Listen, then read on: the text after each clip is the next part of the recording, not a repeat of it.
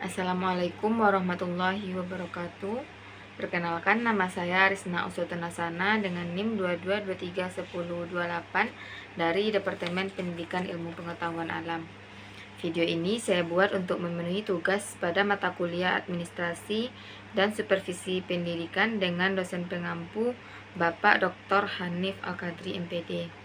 Baiklah, pada video ini saya akan menjelaskan materi mengenai konsep kepemimpinan dalam organisasi. Sebab-sebab timbulnya pemimpin ada 3 teori yang mendasarinya, yaitu yang pertama teori genetis atau teori yang mengindikasikan bahwa yang namanya pemimpin itu muncul karena dilahirkan. Pemimpin itu menurut teori ini tidak dibuat, tidak didesain, tidak dibentuk, melainkan lahir sebagai seorang pemimpin dan memang sudah ada sejak ia dilahirkan. Yang kedua itu teori sosial. Teori sosial ini menyatakan bahwa pemimpin itu memang dibentuk atau disiapkan, dengan kata lainnya tidak dilahirkan.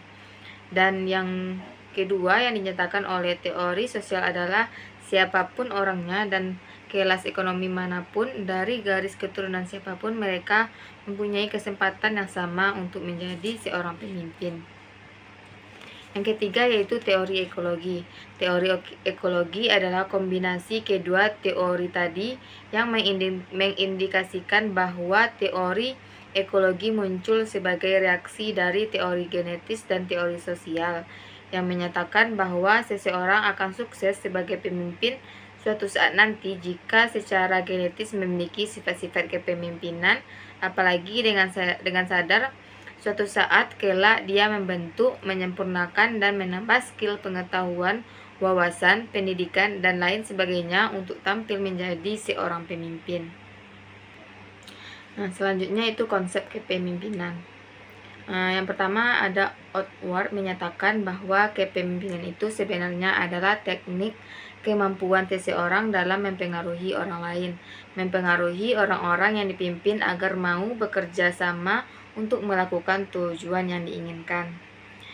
Yang kedua, menurut Siagian dan Sutarto, menyatakan bahwa satu rangkaian kegiatan penataan berupa kemampuan mempengaruhi perilaku orang lain dalam satu situasi tertentu agar mereka mau bekerja sama, agar mereka mau melakukan berbagai hal yang kita inginkan untuk mencapai tujuan yang telah ditetapkan.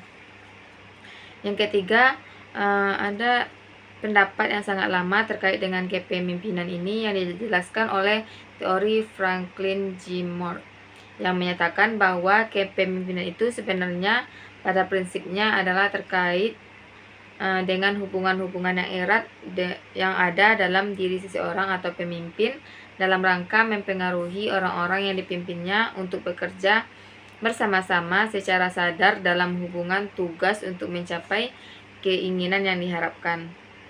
Jadi bisa disimpulkan bahwa kepemimpinan itu adalah skill, kemampuan seseorang dalam mempengaruhi orang lain. Orang lain yang dimaksudkan itu adalah orang-orang yang memang kita pimpin agar mau melakukan apa yang kita inginkan dalam konteks pekerjaan dalam rangka mencapai tujuan bersama-sama. Ada 3 hal penting dalam konsep kepemimpinan, yaitu yang pertama kekuasaan. Kekuasaan itu adalah suatu otoritas atau legalitas yang memberikan wewenang seorang pemimpin untuk mempengaruhi, kemudian menggerakkan bahwa hanya menggerakkan karyawannya, menggerakkan orang-orang yang memang di bawah kepemimpinannya untuk berbuat sesuatu dalam rangka penyelesaian tugas dan pekerjaan yang diberikan. Yang kedua yaitu kewibawaan. Kewibawaan ini itu merupakan keunggulan, kelebihan seseorang sehingga mampu mengatur orang lain. Yang ketiga itu kemampuan. Kemampuan ini yaitu kemampuan dari sumber daya kekuatan, keunggulan termasuk kecakapan secara teknis, sosial, dan skill-skill yang memang dipenuhi dan dimiliki oleh seseorang yang melebihi orang-orang di sekitarnya. Nah, kalau pendapat James Ali dalam jurnalnya menyatakan bahwa pemimpin itu dimanapun dia berada harus mempunyai kelebihan dan itu tidak dimiliki oleh banyak orang di sekeliling mereka. Nah, adapun ciri-ciri kepemimpinan yang baik yaitu yang pertama memiliki penglihatan sosial. Artinya pemimpin yang baik itu adalah pemimpin yang mampu melihat sekeliling sekaligus merasakan berbagai gejala-gejala yang timbul dalam masyarakat sehari-hari dalam konteks hubungan sosial. Jadi tidak serta-merta menerima, tetapi berbagai gejala bisa dimaknai, kemudian warga dalam satu kesimpulan memunculkan berbagai statement dan menghasilkan suatu kebijakan berdasarkan apa yang dilihat. Yang kedua itu ciri-cirinya kecakapan dalam berpikir. Kecakapan berpikir abstrak yang dimaksud di sini itu artinya adalah bahwa seorang pemimpin itu selayaknya mempunyai kemampuan otak yang cerdas, pintar, integrasi dan yang tinggi. Yang ketiga, mempunyai keseimbangan emosi, artinya adalah orang yang stabil secara emosi, tidak mudah naik darah, tidak mudah emosi yang membuat ribut, yang menandakan emosinya belum mantap atau masih labil, sehingga menyulitkan ketika mengambil keputusan atau berhadapan pada kondisi-kondisi yang mau menuntut dia yang dalam mengambil keputusan yang baik. Nah, selanjutnya itu kelompok-kelompok kepemimpinan. Yang pertama ada pemimpin formal atau formal, yaitu orang yang dalam sebuah organisasi atau lembaga ditunjuk sebagai pemimpin berdasarkan keputusan dan pengangkatannya itu sifatnya resmi untuk memangku suatu kedudukan dalam suatu jabatan. Sedangkan pemimpin informal adalah seseorang yang tidak secara resmi ditunjuk, diangkat sebagai pemimpin, tetapi yang jelas adalah satu bentuk kehormatan yang biasanya ini diberikan karena ia mempunyai kelebihan yang ditunjuk sebagai pemimpin sehingga mampu mempengaruhi kondisi psikis dan perilaku satu kelompok atau banyak orang yang ada di sekeliling mereka. Selanjutnya ada istilah kepala dan pemimpin yang merupakan satu istilah yang berbeda.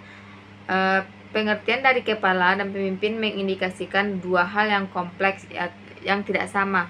Kepala adalah seseorang yang diangkat menurut peraturan tertentu oleh instansi oleh atasan yang memiliki wewenang untuk mengepalai satu kantor atau jabatan dan kemudian bertanggung jawab untuk mengepalai satu terhadap tugas yang dibebankan kepadanya kepada bawahan dan memberikan perintah kemudian bertindak sebagai penguasa. Sedangkan pemimpin adalah seseorang yang dipilih dari kelompoknya karena ia memiliki kelebihan tertentu dibandingkan yang lain. Selanjutnya yang bersangkutan diberikan suatu tugas untuk memimpin orang-orang lain. Memimpin banyak orang dalam mencapai tujuan yang telah ditetapkan oleh sekelompoknya itu, dan untuk kelancaran tugasnya diberikanlah hak-hak istimewa kepada yang bersangkutan yang kita sebut sebagai leader atau pemimpin. Kepala dan pemimpin pada konteks tertentu memang memiliki perbedaan, tapi bisa dilihat juga persamaan kepala dan pemimpin ini, yaitu sama-sama memiliki anak buah, sama-sama memiliki orang yang dipimpin. Yang kedua itu kepala dan pemimpin ini dua-duanya diberikan tugas dan pekerjaan, kemudian mempertanggungjawabkan pekerjaan itu.